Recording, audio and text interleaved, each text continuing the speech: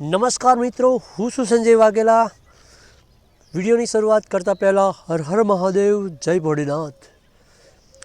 આજે વાત કરવાની છે આપણું જે આજે 22 તારીખ થઈ અને રહ્યા છીએ આપણે ખાલી 9 દિવસો 2025ને આવવાને। તો બધાને મારા તરફથી પહેલું તો એડવાન્સમાં બધા જેટલા મારા નવા મિત્રો બનવાના છે ને, જે બની ગયેલા છે, બધાને હેપી ન્યૂ યર। બધાનો 2025 જોરદાર રહે અને એકદમ હસી ખુશી તમે આ 2025માં કોઈ પણ સહેજ પણ તમારા જીવનમાં ટેન્શન ના આવે, એકદમ ટેન્શન મુક્ત અને જીવન આખું જોરદાર બની રહે એવી શુભકામનાઓ મિત્રો। અને સંજય વાઘેલા આજે તમને 2025ના એવા વાક્યો કહેવાના છે। એક મારા મિત્રએ લખેલા છે અને એ મેં તમને સંભળાવવાનો છું। અને મેં આજે થોડું લખી લીધા છે, કારણ કે મોઢે બધું રહેવું નહોતું, થોડા લખી દીધા છે અને હું તમારી આગળ આ વ્યક્ત કરું છું, આ બોલું છું, સાંભળી લેજો। ખરેખર આખું જીવન ચેન થઈ જશે, જીવન બદલાઈ જશે તમારું। એવા વાક્યો છે, કારણ કે જીવન જીવવા માટે મોટિવેશન સ્પીકરો જે છે એ તો નવું સંભળાવે જ છે, પણ આજે નવો માણસ જે હું સંજય વાઘેલા વગર સ્વાર્થ વગર મફતનું તમને સાંભળવા મળતું હોય મિત્રો, અને આખી જિંદગી બદલાઈ જતી હોય તો કેમ ના સાંભળીએ। અને હા, સાંભળતા પહેલાં વિડીયોને લાઈક અને ચેનલને સબસ્ક્રાઈબ જરૂરથી કરી લેજો મિત્રો, કારણ કે આ વિડીયો બહુ એકદમ ઢાસુ અને એકદમ જોરદાર થવાનો છે। તો વેલકમ બધાનું। અને આ વિડીયો સ્ટાર્ટ કરું છું, જે પેલું બોલું છું, તો વિડીયો ચાલુ કરતાં મને જય શ્રી રામ। તો મિત્રો સાંભળજો હવે આ વિડીયોને। 2025માં તમારી જિંદગી બદલાઈ જશે, જિંદગી બદલાઈ જશે। પહેલું આ વસ્તુને કાબૂમાં રાખજો। આ વસ્તુ ધારે તો એ ભાઈએ લખ્યું છે, ઓછું બોલવાનું રાખો। એકદમ પરફેક્ટ વાત છે। જો આપણે ઓછું બોલીશું તો સમસ્યા પણ ઓછી આવશે, કારણ કે આ વસ્તુ જીભ માણસને તારી પણ દે છે અને ડૂબાડી દે છે। જીવનમાં એવાય તમે કેટલાય દાખલા જોયા હશે કે એની હદ નહીં, અને એના વિશે આપણે સ્પેશિયલ એક વિડીયો બનાવીશું કે આ વસ્તુ શું કરાવે છે। બીજું ભાઈ લખે છે,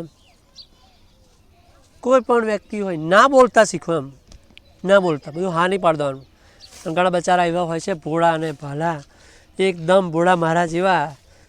મને મિત્રો આપણે એક જ પરફેક્ટ, મારું એક જ છે, મને ના કહેતો ના આવડે। કોઈ પણ કહે ને મને ના કે હું ના કહું કોઈ દિવસ, મને ના શબ્દો મારામાં આવતો જ નહીં। બસ હા જ, ગમે એટલું ડિફિકલ્ટવાળું કામ હોય, કોઈ પણ હોય, મને એમ કે ને સંજયભાઈ આ કરવાનું છે, આ કરવાનું, હું ના કહું। પહેલાં તો ભલે થવાનું થાય, ના થવાનું ના થાય, પણ હું હાથ કહી દઉં।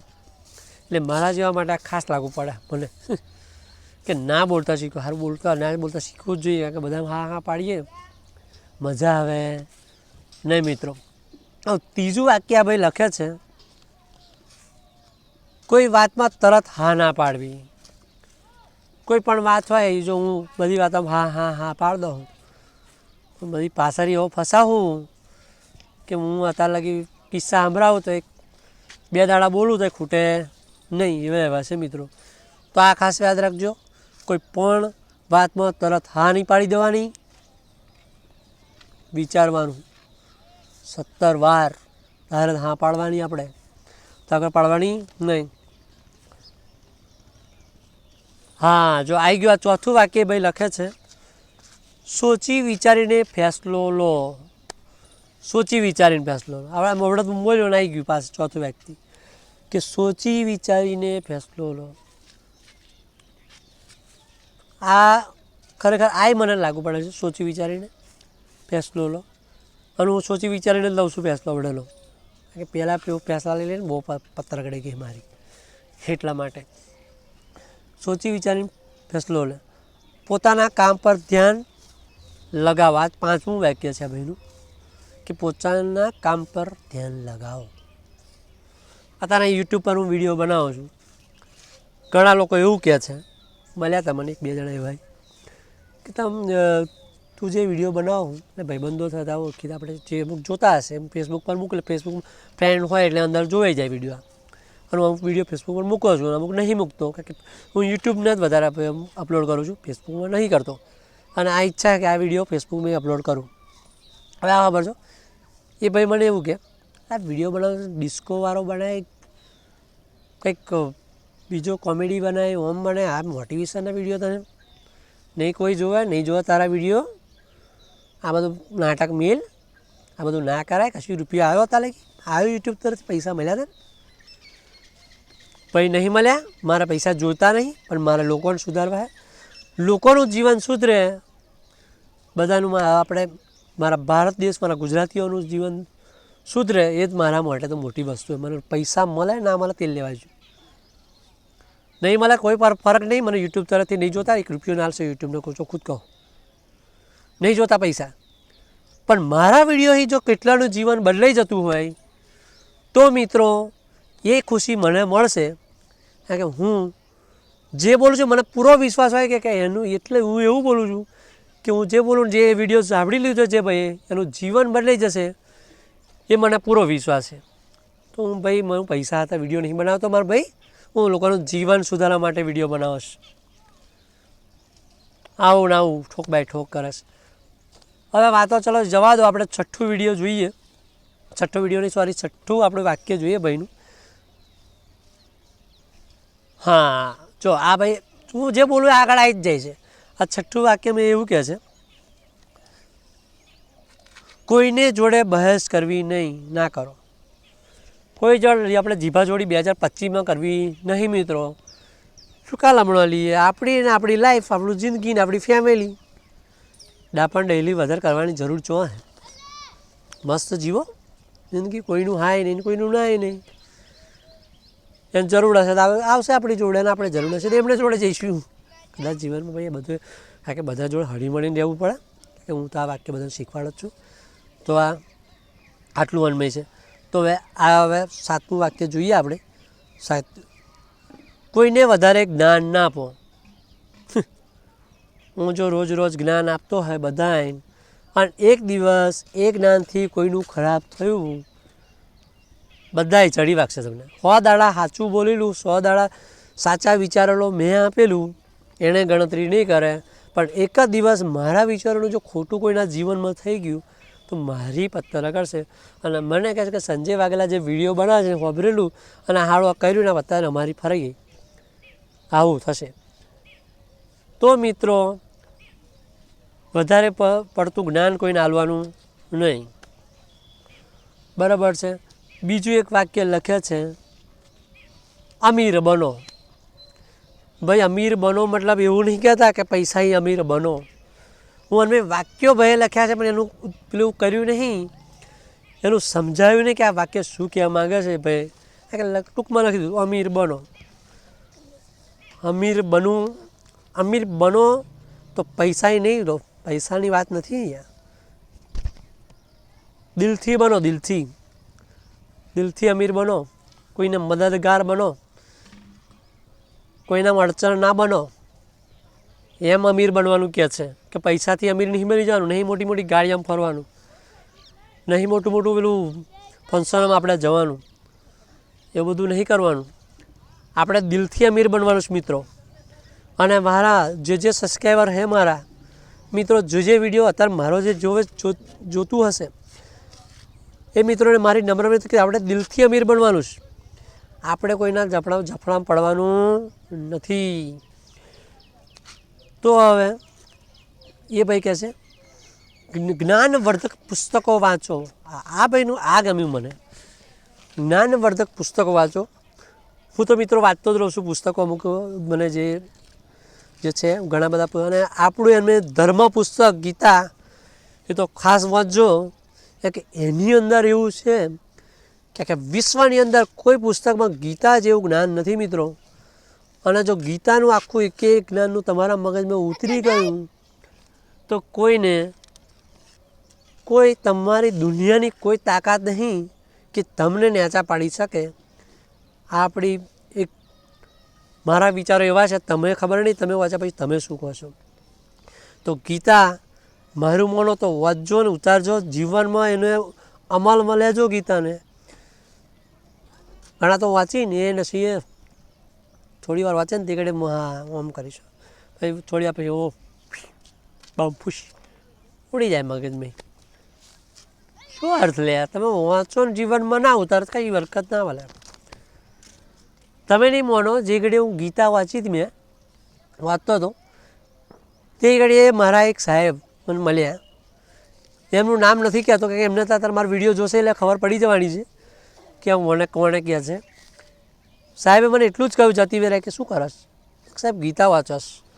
ગીતા વાંચસ મને કે ગીતા વાંચો, હું વાંચ એનો વાંધો નહીં, પણ થોડું કે અંદર એ ઉતારજે કે.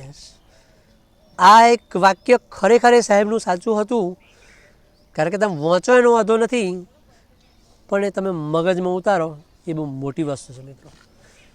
તો ચલો એ વાત હવે ગીતાની રહી. તમે ગીતા તો વાંચજો જ, નહીં વાંચતા હોય તો મને કમેન્ટમાં કહેજો, તો ગીતા વિશે તમને એવા અમુક વાક્યો હું તમને જ્ઞાન આપી દઈશ કે તમારા આખા લાઈફમાં એ કામમાં લાગશે, કોઈ જફા રહેશે નહીં. તો હવે બીજું વાક્ય છે ભાઈનું કે સાફ કપડાં પહેરો. સાપડે એટલે કે મોંઘા નવા એવા નહીં પહેરવાનું કહેતો એ ભાઈ બચારો.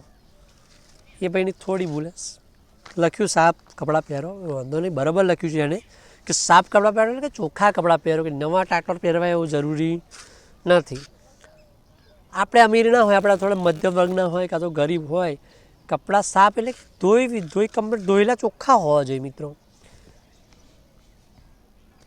એક આપણા મહાપુરુષ થઈ ગયા, એમને ગરીબ હતા એ, પણ એમના ઘેર તમે જાઓ ને, આમ ઘેર જાઓ, ઘર નાનું હતું, માટલું આપણે એટેરી હતું, ધાબાવાળું નહોતું, પણ એમના ઘેર જાઓ ને એટલું સિસ્ટમેટિક લાગે ને કે આમ મોટું સ્વર્ગમાં આવી ગયો છે. બહાર આમ જાઓ એટલે આમ ચંપલ તો આમ લાઈનમાં મૂકેલા હોય બધાને, સાફ સહેજ જે કચરો ના જોવા મળે. ઘર માટીનું હતું, કાચું હતું, આટલો કચરો તમને અંદર જોવા ના મળે, એકદમ સાફ. કપડાં વ્યવસ્થિત ગોઠવેલા, બધાય એકદમ કમ્પ્લીટ, નખ ટાઈમે કાપી નાખવાના, સાફ સુથરા ચોખ્ખું રહેવાનું. કપડાં જૂના કપડાં પણ એકદમ ધોઈને ચોખ્ખા, એકદમ રોજે રોજ ધો, બીજી દાર બદલી નાખો. હું જોવા તો ટી શર્ટ મારા રોજ જે કપડાં ચેન્જ થઈ જ જાય, ભલે જૂનું હોય તો ફાટલું હોય તો. આપણે એટલું બધું છે નહીં એ બધું કે આપણે આમ કરીએ. હું અહીં ગરીબ માણસ છું તમારે જો, આ તમે બેઠો હોય તો જો, જેવી જગ્યાએ બેઠો હું તમે જોઈ લો, તો આ જોઈ લો મન વગડા જેવું છે કે નહીં. તો આવી જગ્યાએ હું બેઠો છું મિત્રો, એટલે તમને આ મારું ઘર જ છે, હું ઘર મારા ધાબા પર બેસીને બધું તમને સંભળાવું. તો કે વિડીયો આ બધું બહુ બોલીએ તો ભાઈ બહુ વિડીયો લો, પછી મજા ના આવે. એક વિડીયો બધું પતાવી દો તો ભાઈ તમને પાછું બીજો વિડીયો મૂકું છું. એવી ગણતરી કરવી પડે કે નહીં મિત્રો મારે. હવે શું કહે છે, વાતો સાંભળતા શીખો. વાતો એટલે બધા ચાપડું કરતા હોય ને એ વાતો આપણે સાંભળવાની નહીં પાછી મનમાં. એવું નામ સંજયે કહ્યું કે વાતો સાંભળતા શીખો, એટલે જોને લોકો એકબીજાનું ખેંચતા હોય ને એવું સાંભળવાનું નહીં. વાતો એટલે સાંભળવાની, એટલે વાતો મતલબ અનુધાચાર્ય મહારાજ છે આપણા સ્વામિનારાયણના જે મહારાજો છે, સારા જે મોટા જ્ઞાનીઓ છે, એમની વાતો સાંભળો એમ કે છે. આ લોકોને ગપ્પા નહીં સાંભળવાનું, આપણે તો સારું ઉતારવાનું છે. અનુધાચાર્ય મહારાજ કે અને એમની વાત તમે ઉતારો જીવનમાં તો તમારું જીવન બદલાઈ જાય. એવી વાતો સાંભળવાની મિત્રો, આપણે આડેધડ સાંભળવાની નહીં. અને આપણે આજ 2025 તો જોરદાર બનાવવાનું જ છે. આ 2025 હું તમારો લાઈફ ચેન્જ કરી દઈશ. 2025 હું એવા વિડીયો લઈને આવીશ, તમે ખુશ થઈ જશો. ચેનલને સબસ્ક્રાઈબ કરવાનું ના ભૂલતા, અને બેલ આઇકનને પ્રેસ કરી લેજો. કારણ કે બેલ આઇકનને પ્રેસ નહીં કરો તો મારો કોઈ બી વિડીયો તમને પછી મળશે નહીં. તો જે બેલ આઇકનને પ્રેસ કરશો એટલે જેવો વિડીયો અહીં અપલોડ કરું તમારે દેખાઈ જાય, તો તમે પાછા જોઈ લો. અને હા, શું કહેવા માગું બધું જોઈ લો. હવે એવું કહે છે, આના પછીનું વાક્ય છે, વધારે ના વિચારો. આખી રાત પછી ગોળાની જેમ વિચાર વિચાર વિચાર કર, હા ગોળ સટકી જાય પછી ઘણા નહીં ગોળિયા બન્યું ગોળો માણસ ક્યારે બરાબર. ઘણા તો મેં એવા જોયા છે કે બહુ ભણેલા હોય, બહુ ભણેલા એટલે BA LLB ને તે જે CA પેલું શું કહેવાય PhD થયેલા હોય, ગોળો હોય. અરે બહુ આ ભાઈ યાર કે ગોળો જ કે દક્ષમ તો કે ગોળો હે કે ભાઈ એમ તો કે બહુ ભણેલો હો કે PhD ઓલા હાર PhD થયેલો ગોળો. પણ એ ભાઈએ PhD થયો એનો વાંધો નહીં, પણ એનું એ વિચાર હું PhD વાંચવાનું લખવાનું બહુ લફડાબાજી. શું વિચાર કરવાનું છે? જીવન જીવવાનું કે બીજે દાડ શું થવાનું થઈને જ રહેવાનું. તું કે હું રોકી નહીં શકવાનો, ભગવાનના હાથમાં છે બધું, આપણે શું કામ લમણા લઈએ. તો મિત્રો આટલું તો આટલા વાક્યો હતા ભાઈના 2025માં. 2025ના સંજય વાઘેલાની ચેનલને સબસ્ક્રાઈબ કરી લેજો, કારણ કે નવું સાંભળવા અહીંયા મળશે. બીજા તો બધા ખાલી ગપ્પા મારીને જતા રહે એવું નહીં કહેતો, એ જ્ઞાન આપતા હોય પણ એમનું સાંભળજો, પણ મારું સાંભળજો, નાના માણસનું સાંભળજો. કારણ કે નાનો માણસ હોય ને કે જીવનમાં બહુ સ્ટ્રગલ કરેલું હોય. મેં જીવનમાં એટલા બધા લફડા જોયા ને મિત્રો, તો તમને હું કહું તો ખૂટી જાય એમ.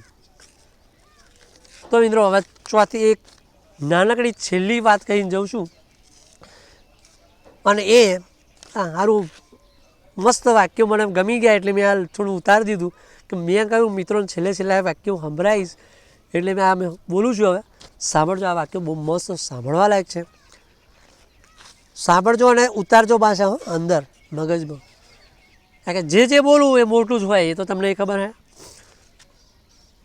શ્રીમંતો ફસાયા છે ફેશનમાં, જે પૈસાવાળા છે ફસાયા ફેશનમાં, ગરીબો ફસાયા છે વ્યસનમાં. ગરીબો બાપા પૈણકીન દારૂ ડ્રગ્સ એમ ફસાય છે. ગરીબ માણસોને કહી દો આ બધું લફડાબાજી ના પડો, આવું લખો નહીં, નકર કોઈ તમે આવું બધું ના કર્યું હોત. ભલે ગરીબી તો ગરીબ માણસ હોતો નથી જન્મથી. ગરીબીને દૂર કરી આપણામાં તાકાત હોવી છે, આપણામાં દિમાગ હોવું જોઈએ. દિમાગ દોડાવો કશું ના થાય. અને મધ્યમ વર્ગના ફસાયા છે ટેન્શનમાં. મારા જેવા મધ્યમ વર્ગના એટલે મારા જેવા ટેન્શનમાં. કાલે EMI ભરવાનો હે, કાલે 5000 રૂપિયા હપ્તો હશે, અને હું શું કઈથી લાવ્યા પૈસા યાર, ખરેખર કઈથી લાવું? આ બધું ટેન્શન નહીં રાખવાનું. એની માં પડે જો કરપ તો આ ભરાશે યાર, લાવીશું યાર, શું ટેન્શન. ચલો એ બધું છોડો. અને મિત્રો આ નીતિનું ખૂબ મળે તેના કરતાં નીતિનો સૂકો રોટલો મળે તો પણ તેમાં શાંતિ છે. હા, નીતિનું ખાવાનું રાખો, ઈમાનદારીથી જીવો, મસ્ત જીવો. કારણ કે નીતિથી કમાયેલું હશે તો રહેશે, બાકી અનીતિ કમાયેલું હશે તો નહીં રહે. અને જો તમે જો ગરીબ માણસો હોય જે બધું કામ કરે છે, જે મહેનત કરે છે, જે ખાડા ખોદે છે, પેલું રોડ તોડે, એ લોકોને શાંતિથી રાતે ઊંઘ આવતી હશે. અને એને હુક્કો રોટલો તમે હોય ને 2 દાડાનો, તો બિંદાસ રીતે હસતા ખાય. કારણ કે રોટલો નીતિનો છે, એના કામનો છે. નીતિનું હોય ને એ તમને હસતા ભાવે.